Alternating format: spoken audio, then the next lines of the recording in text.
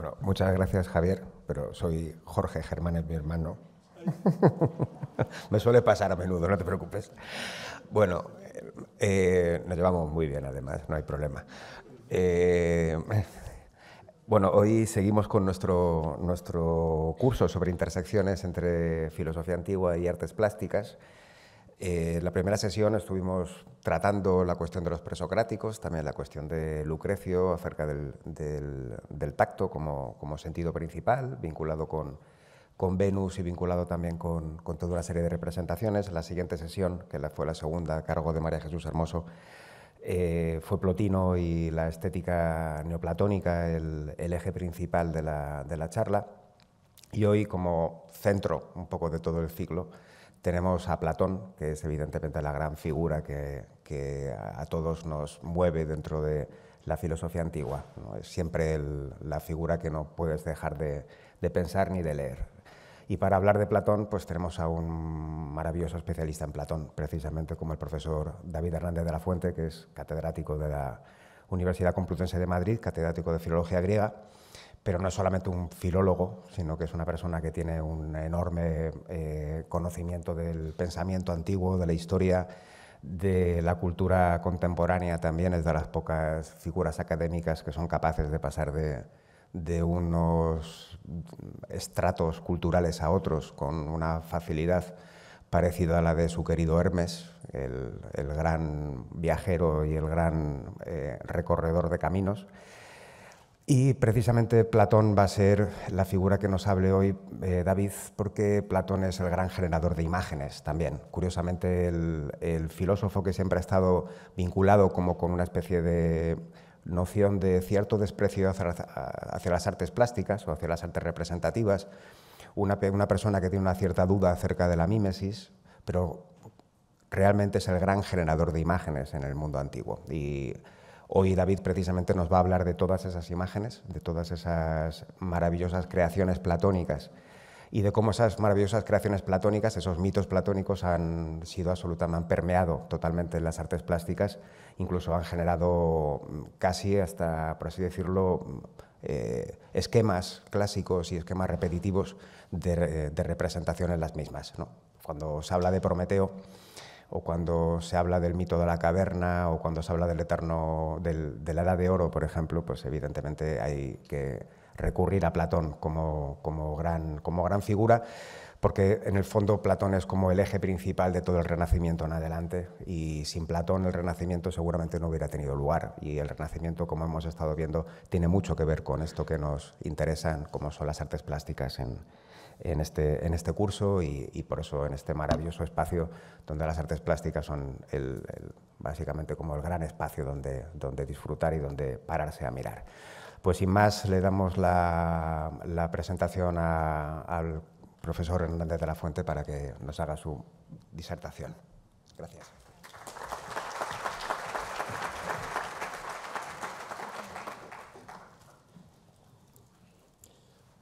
Muy buenas tardes, muchas gracias por la amable presentación y por la invitación. Para empezar, no puedo evitar caer en la tentación de ofrecerles algunas definiciones de mito. Vamos a hablar de mitos. Esto nos llevaría lejísimos, ¿no? A una biblioteca de libros, a un montón de definiciones, habría que emplear mucho tiempo, pero nos será más cómodo leer dos breves definiciones de mito que han sido realizadas últimamente por expertos de referencia. Una es la de García Gual, en su libro Historia mínima de la mitología, de 2014, y la otra, un poco más larga, pero quizá más restringida en cuanto a su aplicación, la de José Manuel Losada, en su libro Mitocrítica cultural del año 2022. Empiezo por García Gual.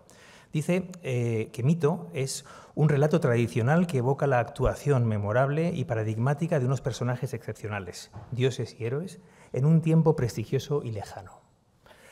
Por su parte, dice José Manuel Losada que el mito es un relato fundacional, simbólico y temático de acontecimientos extraordinarios con referente trascendente, sobrenatural, sagrado, carente en principio de testimonio histórico y remitente a una cosmogonía o a una escatología individuales o colectivas, pero siempre absolutas. Una definición un poco más larga, como ven. En el trasfondo está la idea esta de mito, es historia sacra, ¿no? Como diría Mircea Eliade. Y también habría que recordar en nuestro diccionario de la Real Academia pues las dos primeras acepciones de la palabra mito, que van sobre todo en la senda de la primera definición. El mito es una narración maravillosa de un tiempo lejano, con personajes extraordinarios que cumplen hazañas sobrenaturales también, pero también un mito es una historia ficticia que encarna algún aspecto universal de la condición humana, ¿no? O de nuestra naturaleza. Y ahí vamos a encontrar el poder del mito, ¿no? Pese al avance del logos en nuestro tiempo, que duda cabe que todos hemos oído hablar de este tan famoso paso del mito al logos, en el bachillerato, a raíz de varios libros, ¿no? El logos no tiene tanto prestigio quizá, pero el mito todavía nos llama mucho la atención, incluso en la época de Platón, ¿no? Que es un notable lógico. Cultiva con especial devoción el mito porque acaso entiende que en momentos en los que el logos se traba o, digamos, encuentra un callejón sin salida, bien podemos recurrir al mito como una vía de escapatoria, ¿no? Quizá en algunos lugares de especial trascendencia o dificultad es bueno volver a ese viejo embrujo de la narración de la tribu, contada al amor de la lumbre, con credulidad y asombro. Pero de lo que les voy a hablar yo aquí hoy es de los mitos filosóficos de Platón, ¿no? Después de esta aproximación al mito en general. No fue él, por supuesto, el primer filósofo que usó el mito. Piensen en Heráclito, entre los presocráticos, entre otros, y también en los sofistas. Pero a él se debe un uso especialmente intenso del mito, en tanto que narrativa patrimonial. No solo son mitos en el sentido estricto que hemos visto de estas definiciones, sino también hay ejemplos, hay cuentos, hay alegorías, hay imágenes en el sentido que se ha comentado aquí en este ciclo. No entran solo mitos tradicionales, sino también otros mitos que son incluso creaciones del propio Platón, que es un gran mitógrafo. Piensen en mitos tradicionales como el de Prometeo, Eros, Minos, personajes que eran muy conocidos en el mundo griego, y a los que Platón les da una relevancia especial y un significado algo diferente. Pero también hay otros mitos que son creaciones propias de Platón, como la caverna, muy conocido, la Atlántida también, ¿no? Otros, en cambio, son una curiosa combinación de argumentos filosóficos con poderosas imágenes, como se ve en el carro alado o en el andrógino. Y hay que recordar que el mito, en la época de Platón, tenía sobre todo el significado de una narración o relato tradicional de transmisión oral frente al logos, que también quiere decir, entre otras muchas cosas, un discurso racional y un discurso en prosa. La prosa escrita de oradores, geógrafos, historiadores, científicos, es un logos, ¿no? Aquí algún aperitivo de imágenes tan potentes como esta que recrea el mito del anillo de Giges, que encuentra dentro de un caballo y que le sirve a Platón en la República como fábula moral. Pero no teman que no les espera aquí una disertación filosófica o mitológica, sino simplemente un breve paseo que les propongo por algunos mitos y por su reflejo en las imágenes, ¿no? Hablamos del mito, como hemos visto, no en general, sino el mito filosófico y también el mito en imágenes. Para esto hay que partir del neoplatonismo renacentista, hay que partir de Florencia. Aquí su más célebre reflejo iconográfico en Botticelli, este detalle de la primavera. A partir de la relectura de Platón en el Renacimiento, en Florencia, en esa neoacademia florentina, bueno, ahí está Marsilio Ficino con su traducción íntegra al latín de los diálogos de Platón, tan influyente. Esta es una edición de Lyon, la primera tuvo 1 millar de ejemplares en Florencia, luego Venecia, París, se difunde mucho esta traducción, con la que Platón entra en tromba en el Renacimiento. Hay que recordar que Ficino obviamente no sale de la nada, sino que tiene una gran deuda con los filósofos bizantinos que habían huido de la ciudad de Constantinopla, Besarión, Pletón y otros tantos maestros de griego que influyen en su época, también antes, ¿no? Crisoloras, por ejemplo, un gran maestro de griego, otros florentinos como Bruni habían aprendido el griego, pero su traducción es muy importante porque da carta de naturaleza a esa nueva academia en la Villa Medicea de Careggi, primero bajo el patrocinio de Cosmi y luego bajo el de Lorenzo de Medici, y que influirá sobremanera en muchísimos artistas, no solo Botticelli, Ghirlandaio, Alberti, Da Vinci, etcétera, como es muy bien sabido. Las imágenes a las que se refieren los mitos de Platón pueden indagarse a partir de entonces. Es decir, podemos hacer dos operaciones. Vamos a ver, digamos, los mitos que se refieren a las figuras tradicionales, como Eros. Vamos a ver qué está pasando con Eros en las artes plásticas en general a partir del Renacimiento, y luego, como pueden ver en esta otra imagen, también el reflejo iconográfico de los mitos propiamente dichos de Platón, los mitos platónicos como acuñaciones suyas, ¿no? Esto es más difícil, ¿no? Esto, una estudiosa, McGrath, en el año 2009, subraya la dificultad de este empeño, porque hay muy pocos ecos de esos mitos, pero bueno, yo voy a intentar ofrecerles un panorama, ¿no?, de estos ecos específicos de mitos platónicos que son más raros, ¿no? Aquí tienen otra imagen del anillo de Giges. Bueno, vean esta representación, ¿no? El anillo de invisibilidad que, con permiso de Tolkien y de los cuentos galeses, ese anillo mágico, bueno, está en Platón, ¿no? Y de otra manera la historia de Giges, como saben, en Heródoto, ¿no?, de una manera quizá más realista. Es ejemplo de la intersección entre mito y cuento también. Hay que ver que el folclore también tiene mucho peso en el mito platónico. Muchos de los cuentos de Platón, se podría hablar también de los cuentos de Platón en vez de los mitos de Platón, tienen enlace con el folclore. Es interesante cómo se rompe esa dualidad entre mito y logos aquí, pero también entre lo sensible y lo inteligible, entre la mímesis y la idea. Hay una cierta rehabilitación de la mímesis a partir del neoplatonismo, y sobre todo a partir del neoplatonismo renacentista, que consigue que esas imágenes se conviertan en vehículo de mensaje filosófico más potente que ningún otro, ¿no? ¿Quién no recuerda el mito de la caverna? ¿Quién no recuerda la Atlántida, el caballo, digamos, los caballos del alma, ¿no?, en el mito del auriga, el andrógino? Son, digamos, grandes mitos, potentes mensajes que hacen que Platón sea también considerado como un gran escritor, un gran creador, ¿no? Un filósofo artista. Nietzsche, en su época profesoral, cuando le caía más simpático Platón, y lo comenta, admiraba esta faceta de filósofo artista de Platón. ¿Quién podría olvidar estos mitos, ¿no? Y esas representaciones como la del anillo de Giges? Aquí les he puesto un decálogo, bueno, son 8 puntos, pero yo añado un par más, sacado de Glenn Most, con algunas notas características de los mitos en Platón. En primer lugar, forman parte de un monólogo de un personaje. Yo añado, bueno, es importante ver quién habla, quién cuenta el mito. ¿Es Sócrates? ¿Es Protágoras? ¿Es un extranjero? ¿Es un ateniense anónimo? Bueno, hay diversos personajes que cuentan mitos. Y luego es interesante dónde lo cuenta. No es igual que lo cuente al principio del diálogo que al final del diálogo. Como el Gorgias, ¿no?, que acaba con el mito escatológico. En segundo lugar, lo cuentan ancianos a jóvenes. Aquí está una clave importante del mito como transmisión oral. El anciano de la tribu cuenta el mito, la chamana cuenta el cuento a los jóvenes, ¿no? El cuento se cuenta de ancianos o de personajes mayores a jóvenes, eso es muy importante. Se remontan a los orígenes, dice Most. Yo añadiría también a los finales. Hay mitos, es verdad, de los orígenes, pero también del final, de cómo acaba el mundo, de cómo acaba la vida humana, etc., ¿no? No admiten verificación empírica, racional, a veces superan lo racional, como hemos visto, superan el logos, en cierto modo. Su autoridad deriva de la tradición, motivan o impulsan a una acción o a una reflexión, contienen un relato con una cierta estructura que se puede estudiar, casi una estructura de cuento, ¿no?, como diríamos, de cuento de hadas.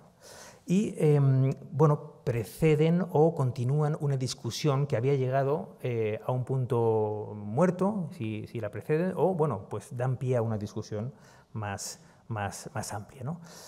En fin, como ven, es un tema fascinante, inagotable, para el que simplemente aspiro esta tarde, contando con su paciencia, pues a hacer este pequeño paseo, ¿no?, que les prometo, por 7 mitos que me parecen muy representativos.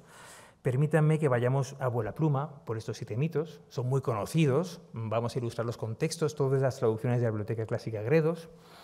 No leeremos todos los textos, no se preocupen. He señalado en negrita, he sacado algunos pasajes en los que haré especial énfasis. También a la par de los textos iremos pasando revista a las imágenes que tenemos, ¿no?, que son, como digo, escasas, pero muy interesantes, con especial atención en este Museo del Prado. La idea de proyectar todos los textos con las imágenes también es, porque quizá luego en casa puedan releerlos y sobre todo volver a Platón, ¿no?, volver a estos textos en la grabación de esta conferencia. Pues vamos a ello. El primer mito es el origen del ser humano. Platón aborda los orígenes de la humanidad en muy diversos diálogos. El mito del andrógino, el banquete, es un origen de la humanidad.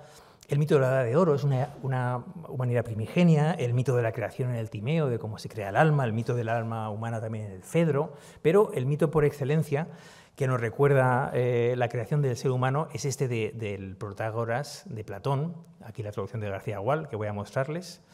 Que es un mito fantástico, ¿no? Hay un mito sobre la creación del ser humano que es realmente inolvidable, que es este, ¿no? Luego hay otros mitos que son de autoctonía, del origen del ciudadano, pero me interesan los que originan al ser humano, ¿no? Vamos a hacer un repaso. Aquí habla Protágoras, es importante esto, es el sofista que también da un poco carta de naturaleza a la teoría de la democracia, ¿no?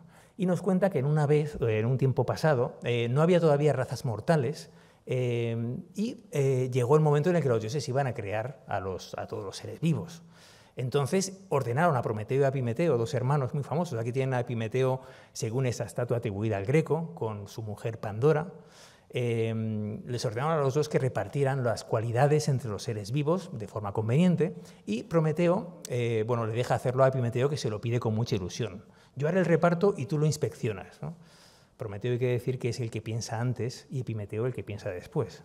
Es decir, que no era del todo sabio, ¿no? Como dice aquí irónicamente Protágoras, no era del todo sabio, y resulta que después de repartir las garras, las alas, las plumas, el pelaje, se da cuenta Prometeo al hacer la inspección que el hombre estaba desnudo, ¿no? El único animal de la creación que no tiene ningún tipo de recursos, ¿no? Y aquí tenemos el problema que tiene que afrontar Prometeo.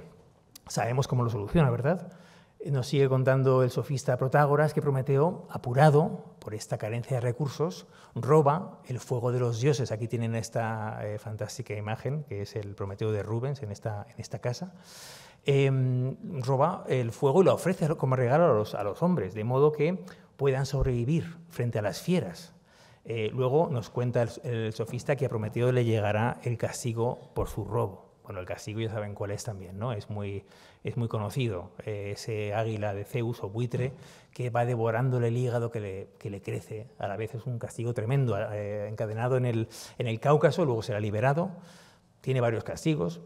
Pandora es un castigo, hay que decir, ¿no? Pero bueno, ese castigo le cae a Epimeteo.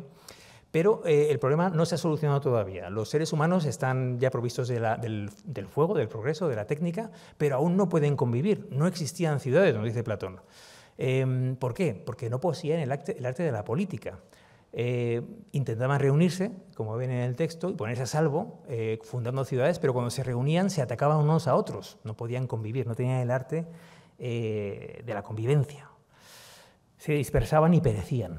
Ante esa situación interviene el padre Zeus, temiendo que la raza humana sea exterminada, y esta vez toma cartas en el asunto directamente. No se fía ya de Prometeo, que le ha fallado, de Epimeteo también, obviamente, y le encarga a Hermes, su fiel lugarteniente mensajero de la razón de estado de Zeus, que reparta entre los hombres el sentido moral y la justicia. En griego, aidos y dike.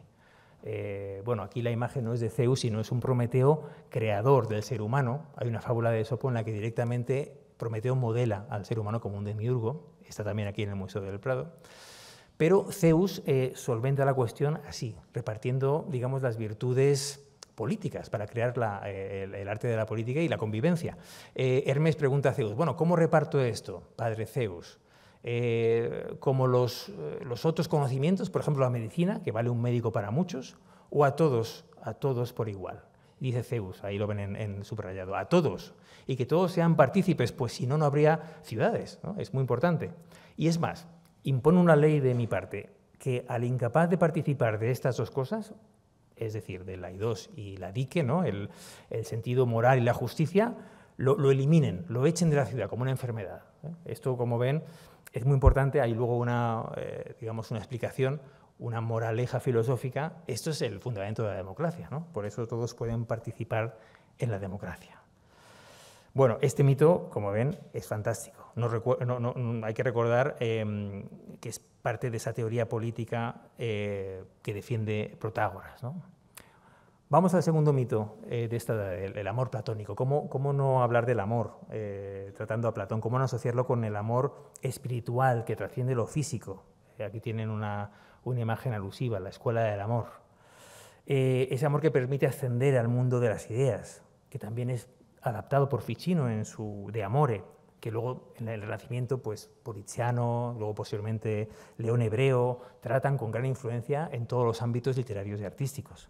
Bueno, pero todo esto empieza en el banquete de Platón, como saben, del que vamos a extraer tres mitos. Es un diálogo fantástico, quizá el mejor de Platón, un diálogo artístico inolvidable, con una escenografía increíble, unos personajes muy bien tratados, con diversos discursos en los que cada uno esboza su idea del amor. Invitados a la fiesta de Agatón, un poeta que ha ganado un premio, toda la intelectualidad ateniense va a esa casa a celebrar el premio, ¿no? Parece una película de Woody Allen, ¿no? Pero en vez de en Manhattan, los intelectuales están aquí en Atenas, en una casa estupenda, y tenemos al cómico, el filósofo, y viene de repente el enfant terrible, Alcibíades, que irrumpe borracho y arruina la fiesta al final, ¿no? Ya saben cómo es el banquete, que es realmente una obra de arte, una obra maestra.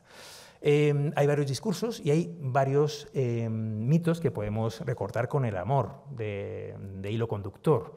Las dos caras del amor, el andrógino y el nacimiento de Eros. Obviamente Eros y Afrodita ya eran dioses bien conocidos. Aquí tenemos el primer mito, los dos amores, los dos tipos de amor que lo enuncia Pausanias, que es amante de Agatón. Lo ilustro con dos imágenes del Prado de Juan de Madrazo, que hablan de ese amor divino, de ese amor a lo divino, ¿no? A la derecha, amor divino y profano, ¿no? Uno mira hacia el cielo y el otro nos mira inquietante un poco a nosotros. Y aquí a la izquierda tienen un retrato de Josefa Tudó, con un busto de Godoy ahí al final, ¿no? Con sus hijos, también con esos símbolos que remiten al banquete de Platón. ¿Cómo negar que hay dos Afroditas? Y, por tanto, dice Pausanias que hay también dos erotes, dos eros, dos amores. Una, Afrodita, es la hija de Urano, Urania, la celeste, y otra, más joven, es hija de Zeus. Fíjense que la Urania es más poderosa que Zeus, porque es hija, desde los comienzos del cosmos, de Urano, del cielo. Recuerden Botticelli cómo la pintan haciendo espléndida de las aguas del mar en Chipre o en Citera, en fin, de ese nacimiento extraordinario. Otro pintor del XIX, Germán Hernández Amores, alude a este tema de los dos amores, ¿no? Concordando con su apellido. Aquí vemos a Eros combatiendo con Anteros, un amor contra otro, a la derecha, y a la izquierda Sócrates reprendiendo a Alcibíades, ese niño terrible de la democracia ateniense, que parece que era su amado también, ¿no? Porque está con una cortesana y parece que también algo embriagado, ¿no? Ese no es el amor que corresponde a Alcibíades, parece decirle Sócrates. Y en efecto, nos dice el banquete que Afrodita Pandemo es en verdad vulgar. Es el amor con el que aman los hombres ordinarios, que aman los cuerpos, en primer lugar, más que las almas. El otro amor es diferente, es el amor divino, ¿no? Bueno, ese es el primer mito muy recordado que tratamos. En segundo lugar tenemos la intervención de Aristófanes, que sigue a la de Pausanias, es el famoso mito del andrógino. No pierdan de vista quién lo cuenta Aristófanes, que es un comediógrafo que hace una especie de parodia de creación del ser humano. Dice, bueno, creemos que hay dos sexos, pero no, en los inicios, en aquel tiempo había tres, nos dicen, eran masculino y femenino, pero había además un tercer sexo que participaba de estos dos y cuyo nombre sobrevive aún hoy, es el andrógino, que aquí tenemos una representación del siglo XVII, con esa mitad femenina y otra mitad masculina. Dice Aristófanes que era de forma redonda, que tenía 4 manos, 4 pies, 2 rostros perfectamente enlazados, una sola cabeza, 4 orejas y 2 órganos sexuales. Este andrógino circular caminaba como los acróbatas, nos dice Aristófanes, se movía en círculos rápidamente y además era, bueno, pues un ser poderoso, ¿no? Había 3 sexos, el masculino descendiente del sol, el femenino de la tierra, y lo que participaba de ambos, dice Aristófanes, que es la luna, era lo que había dado la naturaleza del andrógino, ¿no? Aquí tiene una ilustración de la Belle Époque, de este banquete de Platón. También eran extraordinarios en fuerza y vigor, acaba diciendo, y tenían un inmenso orgullo, hasta el punto de que conspiraron contra los dioses. Esa humanidad de los comienzos era soberbia, era demasiado poderosa, y ya saben lo que hizo Zeus para castigarnos entonces, cuando éramos esféricos. mandó a Hefesto que nos cortaran por la mitad, y de ahí que ahora tengamos solo 2 piernas, 2 brazos, etcétera, y nos volvió la cabeza hacia el ombligo, que es el resto de la herida, y hacia el sexo para recordarnos de aquel pecado original de levantarnos contra los dioses, etcétera, etcétera, ¿no? Bueno, es una especie de cosmogonía paródica. Desde entonces Hollywood lo leyó en serio y ha acuñado el mito este de la media naranja, ¿no? Vamos buscando la media naranja. Bueno, esto es una broma, ¿no? Pero vean que tiene larga trayectoria este mito del andrógino. Es la idea esta de que nos falta una parte y de que tenemos que buscarla, ¿no? Bueno, una especie de cosmogonía extraña y paródica, que luego vemos también en la mitología griega. Hay otros andróginos, hay un Hermafrodito, hijo de Hermes y Afrodita. Aquí tenemos también una representación, el más famoso, el del Louvre, el Hermafrodito dormido, que recuerda esta idea de la mezcla de los sexos que está en el banquete de Platón, en este mito, como digo, inolvidable. El banquete, como les decía, acaba con la llegada a la irrupción de Alcibíades, borracho, que es uno de los temas que más éxito han tenido en la iconografía. Aquí vemos una versión de Rubens, en el otro lado está el bautismo de Cristo, esto está en el Metropolitan, y aquí tenemos el banquete de Platón por Feuerbach, en una primera versión, en Karlsruhe. Ha tenido muchísimo éxito en este mundo del arte a partir del Renacimiento, ¿no? Los mitos sobre el amor, ¿no? Vamos al último mito del amor que aparece en el banquete rápidamente, es el mito del nacimiento de Eros. Aquí nos cuenta cada interviniente cómo es Eros, cómo ha nacido, que hay 2, que es un dios poderoso, etcétera, pero interviene Sócrates, que refiere lo que le ha contado Diótima de Mantinea, una misteriosa sacerdotisa, que define al amor como un gran demon que está entre lo divino y lo mortal. Dice, bueno, es largo de contar, pero yo te lo voy a contar, Sócrates. Te voy a contar cómo nació realmente Eros, quién es realmente el amor, ¿no? En el banquete por el natalicio de Afrodita, en su nacimiento, estaban todos los dioses invitados, y allí estaba también Poros, que es el dios de la riqueza, del recurso, ¿no? Un dios orondo, rico, que bebe mucho, ¿no? Y también vino a mendigar, como suele pasar en los banquetes, dice Platón, Penía, la pobreza, que era la diosa de la pobreza, ¿no? Poros, embriagado de néctar, pues no había vino, eso es un detalle curioso, parece que el vino ha superado al néctar, ¿no? En cierto modo. Entró en el jardín de Zeus, Poros, ¿no? Y, entorpecido por la embriaguez, se echó a dormir, ¿no? Colapsó.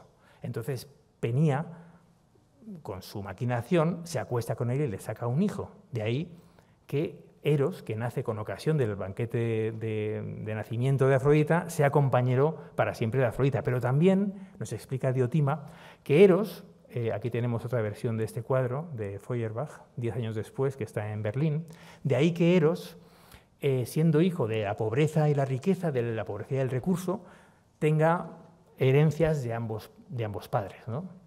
Lejos de ser bello y delicado como creen todos, es más bien duro y seco, descalzo y sin casa. Eso lo hereda de su madre.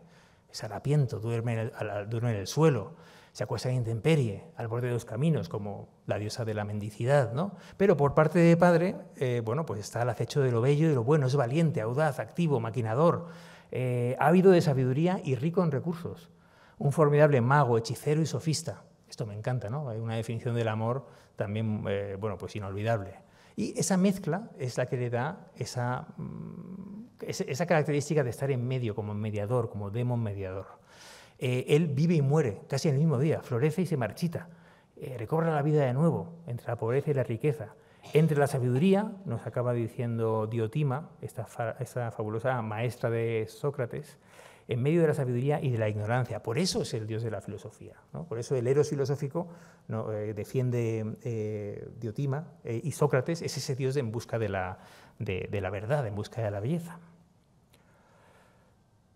Pasamos al tercer mito, la naturaleza del alma. La imagen en pantalla es el carro con el auriga y esos 2 caballos que en el Fedro de Platón evocan los impulsos del alma humana regidos por la razón. El cuento es muy conocido, más bien la imagen, ¿no? Eso sí que es una imagen poderosa que ha pasado también a nuestra posteridad.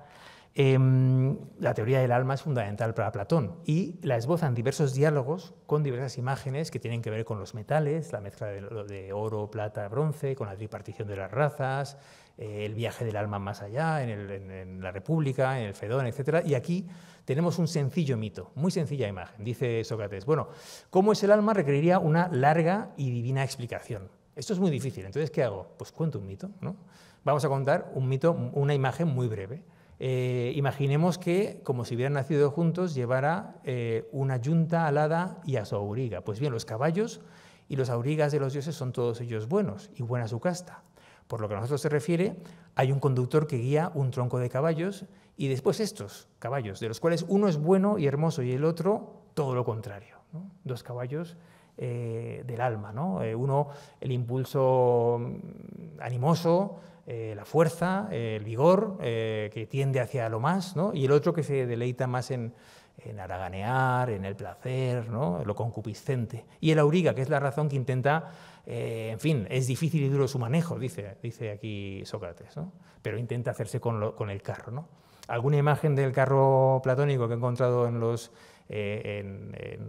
archivos y en ese artículo de McGrath multiplica los caballos, cosa un poco insólita, ¿no? Aquí tenemos 4 caballos de repente, no sabemos qué impulsos son estos, ¿no? Pero bueno, es interesante verlo, ¿no? Bueno, esos 2 caballos, uno amante de la gloria y del punto de honor, seguidor de la opinión de verdadera, dócil, etcétera, etcétera, y el otro, compañero de excesos y petulancias, de peludas orejas, sordo y apenas obediente al látigo. Esto es un poco cómo funciona nuestra alma, que hay que decir que, bueno, pues también en ese diálogo en el Fedro se esboza ese mito de cómo el alma, bueno, pues tiene este funcionamiento tan complicado, ¿no? Este es quizá uno de los mitos más conocidos de Platón. Otra imagen, otra historia, esta vez casi una imagen historiográfica propia, acuñada por él. No tenemos otros testimonios de este mito, de la Atlántida. Aquí tenemos una imagen de Athanasius Kircher. Fíjense que la imagen está al revés, es decir, bueno, el norte está abajo, ¿no? Tenemos Hispania, África, aquí está América y en medio está esta ínsula Atlantis, la Atlántida, que está en medio del océano, que tapa las columnas de Hércules, el estrecho de Gibraltar, y es bueno, pues esta recreación de Kircher que tendrá también mucho éxito posterior, ¿no? Ese es uno de los mitos más recordados, que está en 2 diálogos fundamentalmente, en el Timeo y en el Critias. Vamos a centrarnos en el Timeo, que es muy interesante, sobre todo por el contexto de cómo nos cuenta el mito Platón. Por ese juego entre ancianos y jóvenes. Es un relato que se pasa de generación en generación y nos va recordando que sabemos muy poco de nuestro pasado, de quiénes somos realmente, y que debemos hacer caso al logos vivo, ¿no? más que a lo escrito, ¿no? Hay una especie de cadena de transmisión en el Timeo, una cadena oral, y también se ve ahí el poder del mito, ¿no? Bueno, el mito lo cuenta Critias. Critias, joven, que cuando tenía 10 años, un Critias de su familia mayor, el abuelo, digamos, que tenía casi 90, le cuenta una historia, ¿no? Hay un primer filtro, ¿no? Le va a contar la historia aquí a Sócrates, ¿no?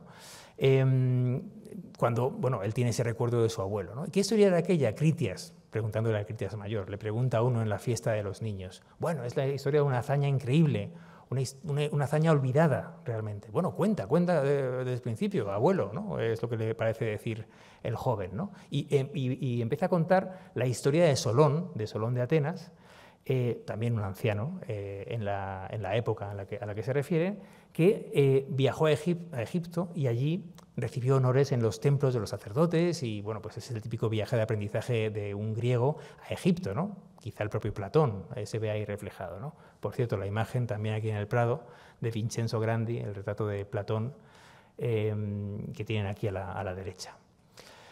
Solón, entonces, el anciano Solón, aquí le tienen retratado por Goya, con esto de aún aprendo. Bueno, es un dicho que según Plutarco se atribuye a Solón, ¿no? Gerasco, Polá, Ai, Didascómenos, dice, envejezco, según envejezco, sigo aprendiendo muchas cosas, aún aprendo muchas cosas, ¿no? Aún aprendo, dice el Solón de Goya, ¿no?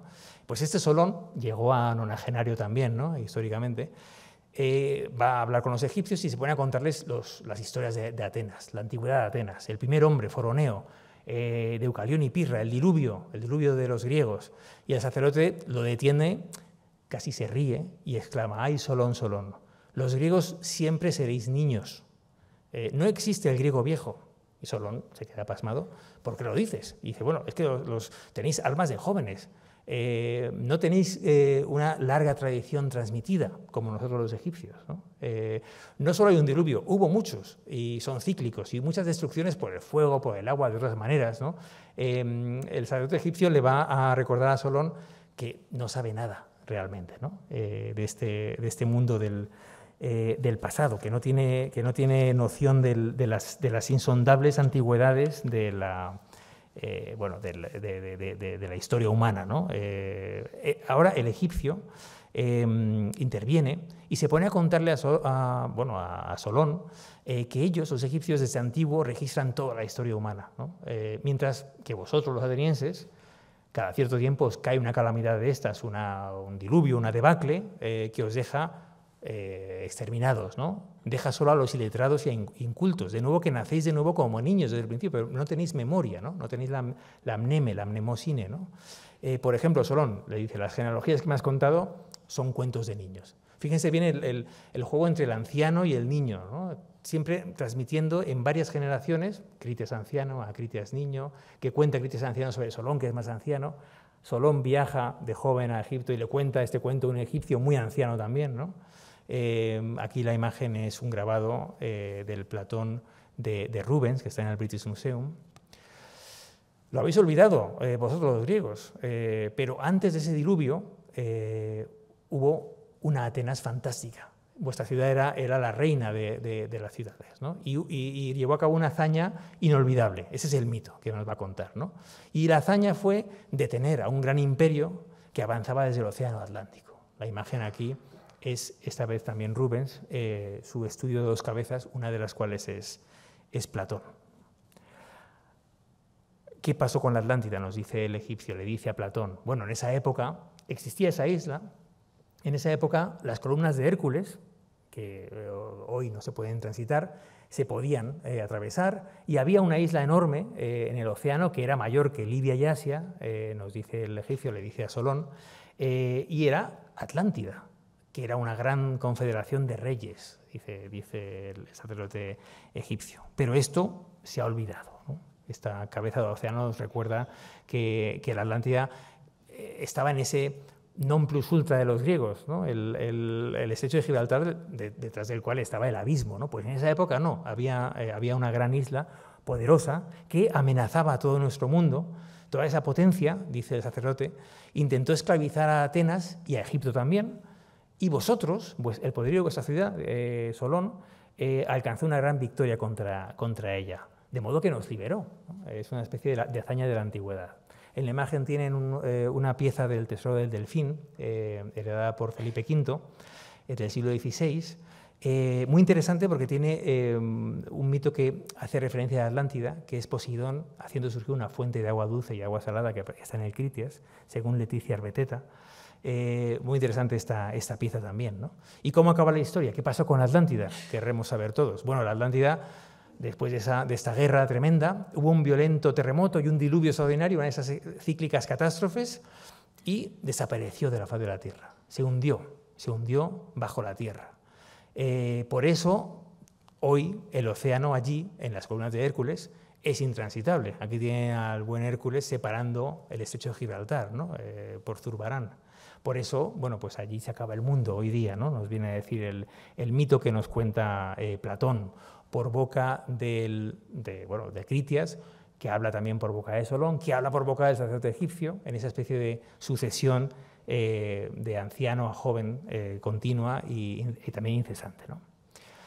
Curiosamente, bueno, esto es un mito, obviamente, un mito fantástico. Hay antropología, una épica del bien, un elogio a Egipto, sus antigüedades, conecta con el mito de la creación en el Timeo. También en el Timeo hay la creación por el demiurgo, del alma humana, etcétera, etcétera. Pero bueno, muchos se han empeñado en buscar la Atlántida, ¿no? A partir del Renacimiento ha habido, bueno, aquí tienen la imagen un caso muy curioso, que es Rudbeck, un sueco, que en su edición de Atlántida Sive Mannheim muestra a sus predecesores, está Platón, está Hecateo, Heródoto, le muestra que la Atlántida no está donde creían, sino que es Suecia, ¿no? Es Escandinavia, ¿no? La Atlántida, esa isla es Escandinavia, ¿no? Entonces, bueno, a partir de este extraño erudito escandinavo, pues muchos otros han estado buscando la Atlántida. Creo que National Geographic o James Cameron la ha encontrado en Huelva o en las Canarias. Santorini es otra candidata. Bueno, hay muchísimas, bueno, las Azores, hay muchas candidatas para ser la Atlántida, en un mito que es uno de los más resonantes, ¿no? También tiene una parte esotérica, un poco inquietante, ¿no? Aquí tiene un cuadro de Nikolai Roerich, el pintor ruso muy vinculado a la teosofía, sobre el final, el colapso en las aguas del océano de la Atlántida, ¿no? Es decir, es un mito, bueno, de muy amplia resonancia, ¿no? Pero debemos seguir adelante porque no quiero ocupar demasiado de su tiempo. Así que vamos a quizá el mito más conocido, ¿no? Se ha aludido ya, la caverna de Platón. ¿Cómo olvidar este fantástico mito? Bueno, mito o alegoría, o imagen, o representación. Realmente no es un mito, ¿no? Ahora vamos a ver cómo empieza la República, Sócrates hablando a Glaucón, diciendo, bueno, pues cómo tenemos que figurarnos como una imagen mental la caverna, ¿no? Es una imagen mental, es una bellísima imagen, ¿no? La caverna tiene algo de prisión del Hades, ¿no? Por eso pongo aquí esta imagen de este paisaje infernal. Es nuestro mundo en el que estamos encadenados, y hay otro mundo que es el de verdad, ¿no? Como ustedes saben, es una especie de falsa ilusión. Hay muchos cuentos sobre este tema, ¿no? Campbell reúne varios cuentos de nativos norteamericanos, donde son iguales que la caverna de Platón. La fábula esta de la rana en el pozo, la vida, el sueño de Calderón también es una especie de mundo que no es la realidad, ¿no? Si van al cine, Matrix o el show de Truman, ¿no? En fin, hay muchas de estas fábulas que siempre nos hacen reflexionar sobre la realidad que vivimos, ¿no? Lo que llamamos realidad. También en el budismo hay muchísimas fábulas de este tipo, ¿no? Pero ¿cómo es la caverna de Platón, ¿no? Aquí hay una de las imágenes más conocidas de este mito, ¿no? Donde están los encadenados, están las figuritas ahí arriba, ¿no? Y la luz del candil que alumbra este antrum platonicum.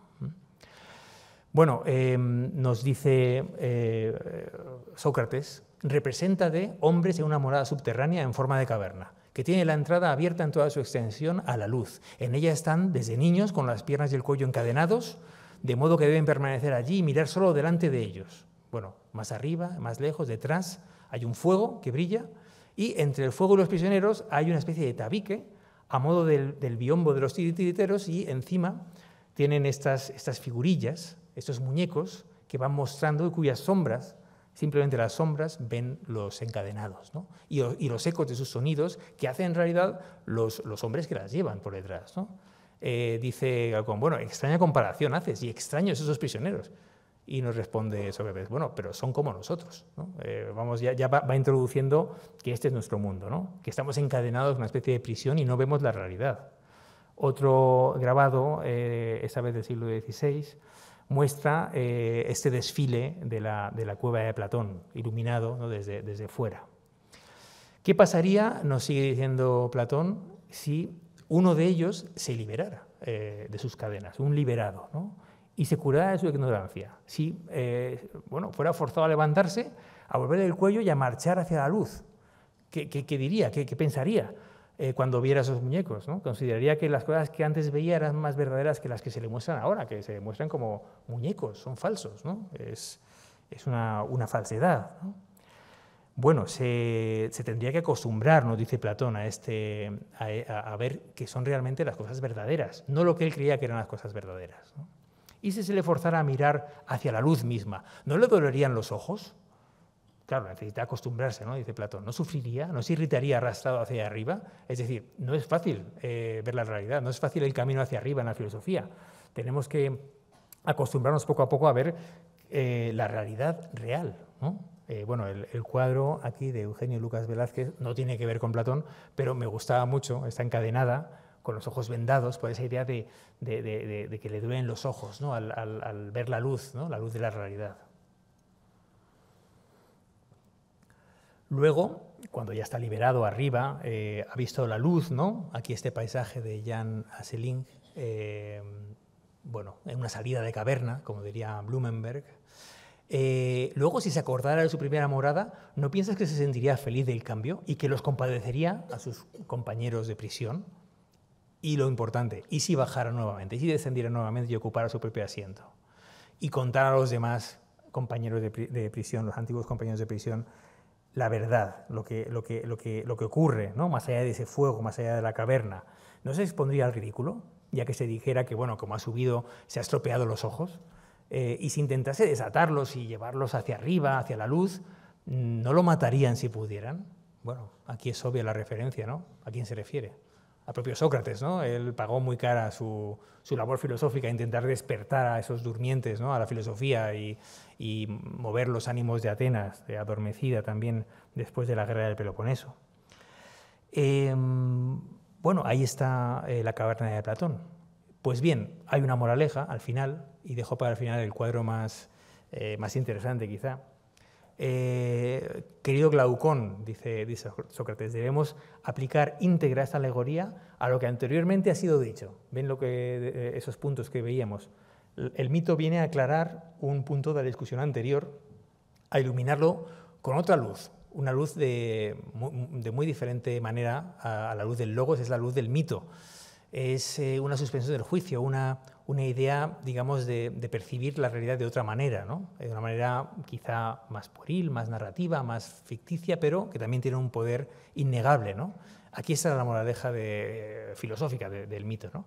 Compara, por otro lado, el ascenso y la contemplación de las cosas de arriba con el camino del alma hacia el ámbito inteligible y no te equivocarás. Esa es lo que hay detrás de la imagen de la caverna, ¿no? Y tienen este cuadro de Michel Coxy en Douai, que es fantástico, es una reproducción de ese tabique lleno de imágenes que proyectan sombras en la caverna, con los encadenados abajo, ¿no?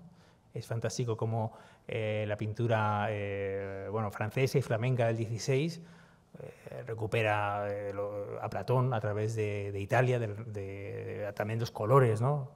Esos amarillos fantásticos, ¿no? Es un cuadro realmente estupendo, ¿no? Vamos ya hacia el final, ¿no? Al final, ya la muerte, el más allá, el paso al otro lado, ¿no? Aquí tienen a los tres jueces del inframundo, Minos, Eaco y Radamantis, los dioses del infierno.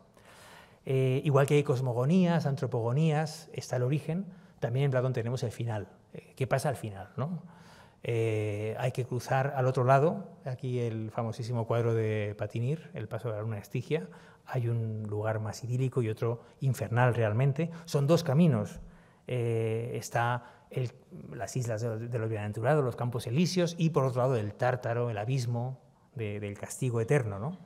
El final de la vida se trata en Platón en diversos diálogos. Tenemos en el mito de en la República un viaje del armenio al más allá. Tenemos el mito del carro alado que hemos visto ya, el viaje del alma en el Fedón, el viaje posterior a la muerte. Pero, sin duda, el más famoso de estos mitos escatológicos, podríamos decir, es el mito del Gorgias. Un diálogo dedicado, como el Protágoras, a otro gran sofista de la Atenas de Pericles, ¿no? Que es Gorgias de Leontinos, y que cuenta Sócrates a modo de conclusión. Es importante también esto, ¿no? en el diálogo. Me interesa simplemente leer cómo comienza el mito.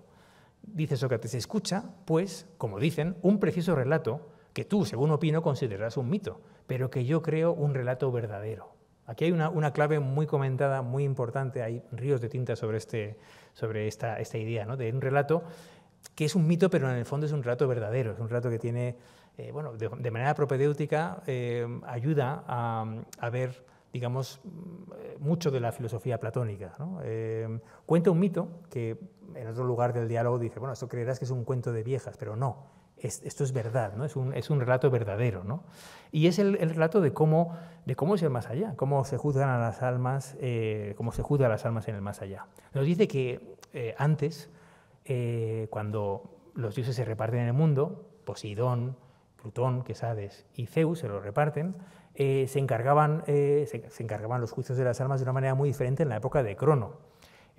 Había dos lugares, ¿no? Como hemos dicho, los bienaventurados iban a esas islas fantásticas y los impíos iban al Tártaro. Pero en tiempos de Crono, los juicios eran defectuosos, dice Platón, ¿no?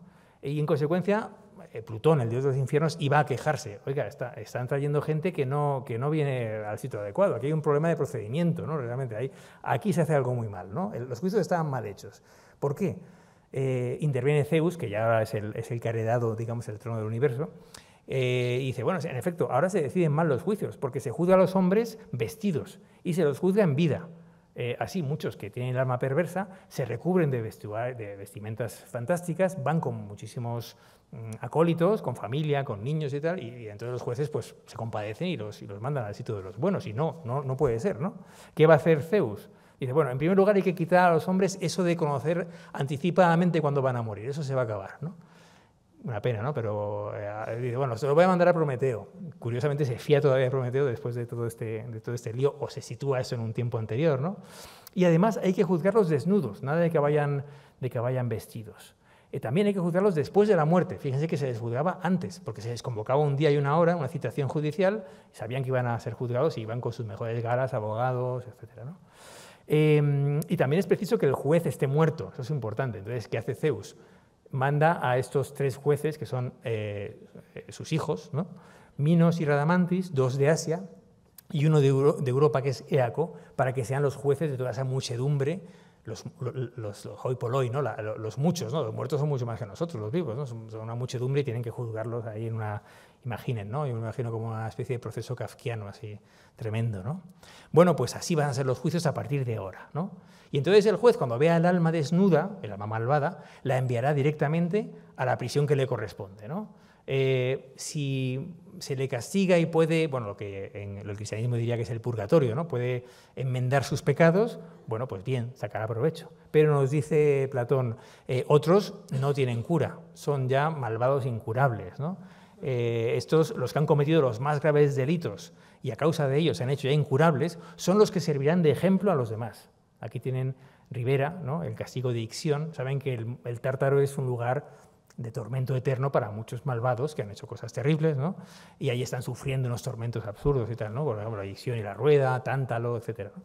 En la prisión del Hades servirán de espectáculo y advertencia para que al pasar toda esa muchedumbre que describe Platón, pues se arrepienta, ¿no? y se purifique de sus males, ¿no?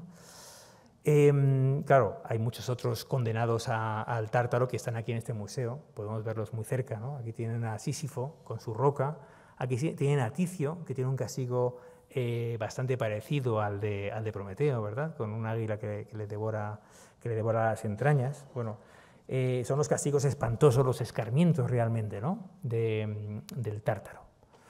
Y como acostumbra Platón en algunos lugares muy emblemáticos, este es muy importante, es el final del diálogo, un diálogo en el que se ha hablado mucho de la virtud, se ha hablado de muchas cosas y acaba con un mito de trasfondo moral, sobre todo, ¿no? Finalmente le dice Sócrates a Calícrates, bueno, esto es lo que he oído decir y tengo confianza en que es verdad, ¿no? El mito tiene una verdad. Igual no es la verdad, pero tiene una verdad, ¿no? Y pienso que de este relato se saca la siguiente conclusión y nos da, digamos, esa moraleja filosófica. La muerte no es más que la separación del alma y el cuerpo. Y como el cuerpo cuando está muerto tiene señales de cómo ha vivido, cicatrices, en fin, marcas de nacimiento, etcétera, etcétera, también en la muerte lo mismo, dice, sucede respecto al alma, cuando pierde la envoltura del cuerpo. Ahí se quedan, dice Sócrates, las impresiones que el hombre grabó en ella por su conducta. Entonces no se podrán ocultar. Por ejemplo, Radamantis, cuando ve al rey de Persia, cualquier otro príncipe poderoso que ha sido malvado, ve el alma llena de azotes y latigazos, cicatrices, ¿no? Por los perjurios y la injusticia, y ya sabe dónde tiene que ir al Tártaro, ¿no? Bueno, pues el último mito que vamos a tratar hoy es el de la Edad de Oro, que tiene que ver, por un lado, con el comienzo, pero también con el final. Es un mito muy interesante, un mito muy antiguo. La Edad de Oro realmente es un leitmotiv de muchas mitologías, muy ligado al mundo indoeuropeo, lo tienen en el mundo del hinduismo, ¿no? Los yugas del hinduismo, ¿no? La edad actual es la de hierro, aquí hay calamidad, hay muerte, enfermedad, guerra, ¿no? La Kali Yuga del hinduismo, ¿no? Pero hubo una edad de oro, ¿no? Una edad de oro fantástica en la que éramos felices, había justicia, había alimentación espontánea, todo era paz y felicidad. El mito lo cuenta, en su versión más famosa, Hesíodo, en el mundo griego. La Edad de Oro ha devenido casi un estado del ánimo, del espíritu, ¿no? Porque es un lugar también que no solo es un lugar de los comienzos, sino que el prestigio de la Edad de Oro es que parece que ha de volver. Piensen en Virgilio, ¿no? En la idea esta de que la Edad de Oro volverá algún día. Bueno, el mundo del hinduismo también es circular, ¿no? Las edades se suceden y algún día volveremos a ese Edén primordial de los comienzos, ¿no? Dice Hesíodo en el poema Trabajos y días, dice, bueno, yo vivo en la Edad de Hierro, lamento no haber muerto antes de la Edad de Hierro o no haber nacido más tarde, lo cual implica que después de la Edad de Hierro volverá a empezar todo, ¿no? Habrá un mundo posterior, más feliz, más halagüeño. Bueno, les traigo unos textos que son de dos diálogos tardíos, las leyes y el político. En la Edad de Oro aparecen otros diálogos también, en la República. Es un mito favorito de Platón, un mito que digamos, extrae obviamente de Hesíodo, y es esa leyenda feliz de la vida de los hombres de aquel entonces, en la época de Crono, cuando lo importante para Platón en esos diálogos políticos es que nos gobernaba directamente Dios, ¿no? Por eso no había problemas, ¿no? Bueno, está ilustrado con el paraíso del Bosco, ¿no? Estaba Dios ahí, entonces ¿cómo iba a fallar nada, ¿no? Toda la felicidad, y nos hacía presidir por una raza superior como esos démones, espíritus, como hacemos nosotros hoy día con el ganado, que ponemos pastores, ¿no? Pues nos ponían como pastores a unos espíritus y daban abundancia, obediencia, justicia, etc., ¿no? Es interesante en las leyes también esta idea, este retablo de la vida feliz de la época de Crono. Animales y hombres hablaban, conversaban, estaban juntos, eran felices, no había derramamiento de sangre, se apartaban de la carne como si no fuera pío comerla ni manchar los altares de los dioses con sangre, sino que aquellos de nosotros que vivieron entonces llegaron a tener una especie de vida llamada órfica, ¿no? Bueno, ya saben que algunos movimientos religiosos o filosóficos de la antigüedad, como los pitagóricos y los órficos, tenían esta idea también, el tabú del vegetarianismo, ¿no? Y del derramamiento de sangre. Es esa vida ideal del pasado remoto que algún día ha de volver y que también son unas imágenes como esta de Lucas Cranach de la Edad de Oro, que se relaciona con el paraíso, obviamente, con el Edén cristiano, con el Edén, el Hortus de muchas mitologías, ¿no? El segundo diálogo, en el político, en el primero habla el extranjero de Atenas, ya no está Sócrates como protagonista, en ninguno de los dos, en las leyes no está en absoluto. Aquí es un extranjero de Elea, nada menos, la patria de Parménides, que cuenta por qué era así la Edad de Oro, ¿no? Porque realmente la historia del cosmos tiene dos partes, una en la que Dios mueve el engranaje del cosmos y entonces es justo y entonces esto va girando hacia llegar a un extremo. El Dios personalmente guía la marcha del mundo y luego la deja rodar como una peonza, ¿no? Y entonces es la edad de Zeus en la que nosotros estamos ahora mismo. En cambio, la edad de oro, pues los ancianos iban rejuveneciendo hasta que se volvían bebés. En fin, había justicia infinita, había alimentos espontáneos, ¿no? Aquí tiene a Don Quijote con los cabreros pronunciando su célebre discurso de la Edad de Oro. Dichosa edad y siglos dichosos aquellos, recuerdan, a los que los antiguos llamaron tal, ¿no? Lo hereda de Virgilio, que también usa este mito abundantemente, ¿no? Y se habla de este cultivo espontáneo, de cómo todo brotaba liberalmente, como dice Cervantes, de la tierra, ¿no? Las bellotas, la miel, la leche, era un escenario utópico y fantástico, ¿no? Simplemente para cerrar, no vamos a leer todos los textos, ya les dije, ¿no? Lo podrán ver quizá con más calma luego en casa. Hay un cierre irónico muy curioso en el político. Realmente, si estos hombres de la Edad de Oro se beneficiaban de todas esas condiciones para hacer filosofía, o si bien estaban todo el día banqueteando, comiendo y bebiendo, ¿no? Es un cierre que me gusta mucho porque hay una ironía ahí platónica tremenda en ese mundo de esa geografía de la Edad de Oro. Está también bueno, pues la idea de si de verdad eran felices, ¿no? Si no seremos más felices hoy en la Edad de Hierro, aunque tengamos todas estas calamidades, ¿no? Bueno, llegamos ya al final. ¿Cómo darles una conclusión? Es muy difícil, es imposible. Simplemente he querido dar este paseo, 7 mitos, 7 ejemplos de cómo Platón trata el mito. Pero ya les he cansado bastante y creo que debe haber alguna ley platónica eterna contra los que cuentan muchos mitos y aburren. Así que vamos acabando, lo siento. Hay un último mito que quiero contar, si me permiten. Un último mito que es este que está en la imagen, que es el mito del origen de la escritura. Está en el Fedro. Es fantástico porque yo creo que nos ilumina mucho sobre qué es realmente lo que pretende Platón con sus mitos, ¿no? Aquí tienen la imagen a un escriba y el dios Tot como babuino. Ya saben que se le representa como un ibis también, ¿no? Es el dios escriba, el dios de la medicina, de la ciencia, que está en el juicio de los muertos, ¿no? Hablando del juicio del Hades en Egipto, ¿no? El mito es fantástico, ¿no? Este dios, Tot, Teut, en la versión platónica, ha hecho muchos inventos fantásticos y viene a dárselos a un rey, ¿no? Casi parece que se los va a dar aquí en la imagen, ¿no? Bueno, los números, el juego de dados, mil inventos, pero está especialmente orgulloso de uno, que es la escritura. Dice, bueno, esto es fantástico, te regalo la escritura que concibo, dice Teut, como fármaco de la memoria y de la sabiduría. Ahora podréis ponerlo todo por escrito y seréis todos más sabios. Pero Tamus no se fía.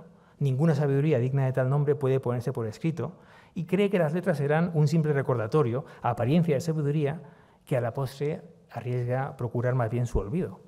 Piensen que si Tamus desconfía de los libros para auxiliar a la memoria, no sé qué hubiera pasado si Todd le enseña un smartphone o el Google Drive o algo así. Pero bueno, me parece que debemos tener en mente esta especie de desconfianza mítica sobre la escritura. Todas las tradiciones sapienciales, esos grandes maestros de verdad que diría de Tien, no escribieron nada, ¿no? Buda, Jesús, en fin, los grandes maestros esos de como Pitágoras, Sócrates, etcétera, ¿no? Piensen por qué hace esto Platón, por qué de repente pone este mito sobre que lo importante no hay que escribirlo, ¿no? Es una semilla inmortal que está en el alma. Irónico, ¿no? Un personaje que ha escrito cientos de páginas, que si seguimos a Havelock es quizá el primer prosista griego que escribe para ser leído, ¿no? ¿Por qué hace esto, ¿no? ¿Por qué nos cuenta este mito sobre la primacía de la memoria, de la mnemosine, ¿no? Antes que lo escrito, ¿no? Nos preguntamos por el público de Platón, a quien iban dirigidos los diálogos. Es un debate inmenso, no podemos abordarlo, pero habría una audiencia oral y aural, ¿no? Y habría una audiencia también, un público escrito, ¿no? Al que llegaran los diálogos con esos mitos que les encantarían, ¿no? Platón es el mejor prosista griego, es un gran literato, yo creo que es el mejor escritor en prosa en griego antiguo, ¿no? Tiene una gran inventiva, es un gran artista de la palabra, ¿no? ¿Por qué lo hace, no?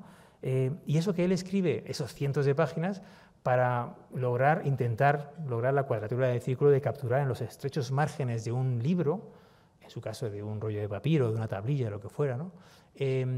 Toda la magia del logos vivo, inasible, de una clase de su maestro, de Sócrates, ¿no? Intenta algo imposible, ¿no? Y esta pequeña ironía también nos sirve, ¿no? Su famoso maestro Sócrates es ágrafo y él le dedica cientos de páginas, pero pone esta pequeña duda en la frontera tan escurridiza entre lo oral y lo escrito, en una enseñanza que tendría una parte oculta, quizá una parte oral, pero a la que se introducía con esos diálogos. Y realmente, si lo piensan, los mitos son lo más fácil de recordar. ¿Quién recuerda aquí entre nosotros los complicados argumentos sobre la inmortalidad del alma en el Fedón, en lo que dice la República, sobre las clases sociales? ¿Quién no recuerda esto? Pues, bueno, algunos quizá, ¿no? Pero ¿quién no recuerda el carro alado, el andrógino, la caverna? Bueno, son como grandes píldoras de la memoria, ¿no? Esto sí que es realmente un fármaco de la memoria, ¿no? El propio Platón hace referencia a los mitos que cuenta, tradicionales o de su cuño, con estas palabras, mizos, pero también acoe, feme, que hacen referencia a esta idea de que son historias escuchadas. El logos sirve para otra cosa, el pensamiento racional, lógico, pero el mito es una narrativa profunda que se sitúa más allá de la experiencia humana y que, de hecho, conserva también aquí en Platón la clásica división de toda mitología. Si se dan cuenta de lo que les he contado esta tarde, tenemos mitos de los orígenes, antropogonía, cosmología, cosmogonía, mitos del final, ¿no? La escatología, y entre medias los ciclos, las aventuras, esta vez filosóficas, ¿no? Y moralizantes. Y en cuanto a su literatura, incluyen también metáforas, alegorías y potentes imágenes mentales, como la que nos pide Sócrates que nos figuremos al hablar de la caverna. De esos mitos he presentado esta tarde solo 7, los que me parecen vitales para entender este viejo vehículo simbólico como poderoso elemento de enseñanza de la filosofía platónica. Además, vemos cómo desde el Renacimiento estas imágenes le dan una vuelta alegórica y prestigiosa a la vieja mitología de los dioses paganos y la actualizan, en cierto modo, en un plano renovado y atractivo, con imágenes y símbolos muy del gusto de nosotros a través de los artistas neoplatónicos florentinos. En fin, espero haber podido evocar ante ustedes, aunque sea mínimamente, los ecos tan sugerentes de este antiguo saber de Platón, que combina el razonamiento con las imágenes, que no son tan intuitivas, tan cercanas de la mitología, que son siempre tan fascinantes y memorables. En fin, nada más, solo algunos libros por si quieren seguir indagando en el tema y, sinceramente, mi agradecimiento por su atención y por su paciencia.